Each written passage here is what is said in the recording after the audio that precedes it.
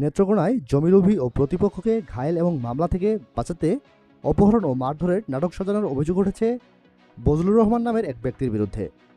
নেত্রকোনা জেলা প্রতিনিধি মারুফ হাসানের পাঠানো তথ্য ও ভিডিও চিত্রে থাকছে বিস্তারিত। অভিযান নিউজ টিভির সাথে আছি আমি তৌফিক হাসান। সরেজমিনে জানা যায় 17 তারিখের ঘটনায় বজলুর রহমান গংরা পরিকল্পিতভাবে দেশীয় অস্ত্রশস্ত্র নিয়ে অতর্কিত হামলা চালায় এবং বাদীপক্ষের দুজনকে গুরুতর আহত করেন। আহত রোগীরা ময়মনসিংহ মেডিকেল কলেজ হাসপাতালে চিকিৎসাধীন রয়েছেন। এ ঘটনায় একজনকে গ্রেফতার করেছেন দুর্গাপুর থানা পুলিশ।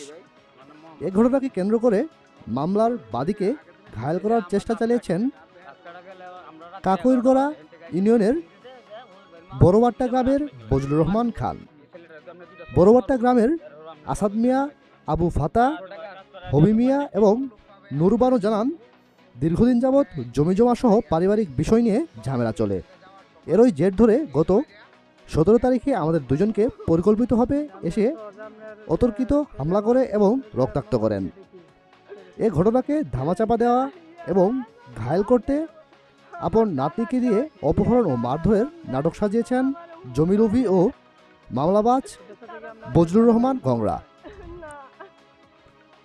এলাকাবাসীরাও জানান এই একই তথ্য।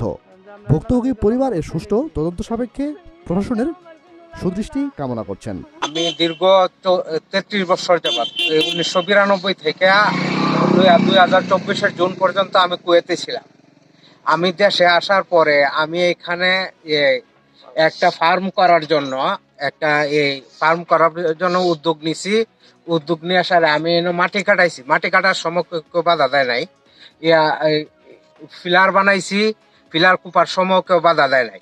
যখন আমি এটি সবকিছু করছি, কমপ্লিট করছি, তারা আইসা আমার ফিলার গুলা ভাঙ্গা আমার কাজের মধ্যে বিঘ্ন সৃষ্টি করছে। এই প্রতিহিংসামূলক ভাবে আমার এক ফুফু, এই ফুফুরে তারা করে দিছে। কয় এখান থেকে যাওয়ার সময় একটা ঢিল মারিয়া হাতের মধ্যে হাতটা ভাঙ্গিয়ে দিছে। এটা সম্পূর্ণ ভাই মিথ্যা। এই দুইটা ফ্যামিলি আমাকে জ্বালাইয়া আঙ্গার করে দিতেছে। আমি এই সুষ্ঠু বিচার চাই বাংলাদেশ সরকারের কাছে। ঘটনাটা বলেন তো আপনি। আপনার নাম কি ভাই? আমার নাম মোহাম্মদ রায়হান মিয়া। এই যে আমরা গাছ কাটা গেলে আমরা রাত্রি 11টা বাজে হেন থেকে আইতেছি, ফোন দিছে যে ওই ভাই মা ইটা আমার রাত ভেঙে লাইছে। ঠিক কথাই। গাছ কাটা থেকে আইছেন কয়টার সময়? রাত্রি 11টা বাজে আমরা লাড্ডু মেটুন থেকে আইছি। 11টার সময় আসছেন? আচ্ছা, বাইলি লাগে। আপনারা আসামি দিছিল নাকি এটাতে? না না, আমরা কোনো আসামি নেই। আচ্ছা আচ্ছা, আমরা আসামি নাই। যে ছেলেটারে মারছে, এই ছেলেটারে আপনি দুইটা সরো মারুন, এর হলো আপনার 12 হিটা টাকাইতো না। 500 টাকা কাজ করা দিয়ে আপনি 50 টি লিয়ে। তাহলে মারার কারণ কি হইতে পারে? এই যে জমিলে তারা ওই যে ভাই সকল তারা চাতো ভাই গোষ্ঠী মারামারি গোষ্ঠীর মধ্যে হয়েছে? হ্যাঁ হ্যাঁ, গোষ্ঠীর ভিতরে। নাম কি? হবি মিয়া। সেই ঘটনাটা কি আপনার নামে যে একটা মামলা হয়েছে এই বিষয়ে জানতে চাচ্ছিলাম। আমি গাছ কাটাছিলাম জামতলা রাতে 11টার সময়। দলামুলগা ইউনিয়নে? হ্যাঁ, আরো আমার লোকে 3 জন আছেন গাছ কাটা। কেটা কেটা আছিল?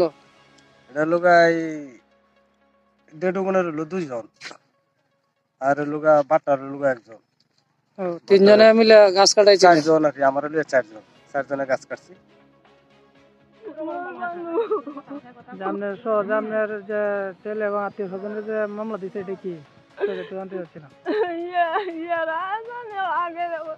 আমার কালার বেওয়াইছি নে কালার হোম দেয় তারা আমার হুড়ায়।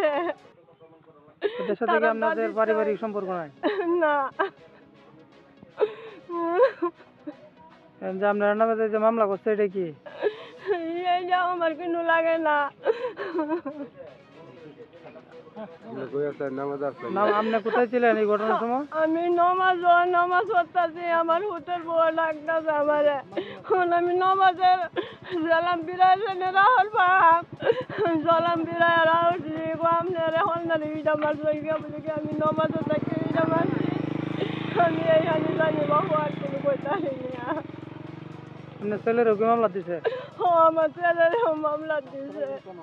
আপনার ছেলে এই সময় কোথায় ছিল? আমার ছেলে গেছে গায়ে কোনানো গাছ কাটা বাড়িস না। নাম কি? মোহাম্মদ জসিমউদ্দিন। যে জায়গাটা নিয়ে যে মানে গঞ্জাম চলতেছে এই জায়গাটা কার মূলত মূলত এটা হান্নান প্রফেসরের বহুদিন আগে থেকে আমরা দেখতেছি আমরা ছোট কাল থেকে দেখতেছি তারা চাষাবাদ করে খাইতেছে।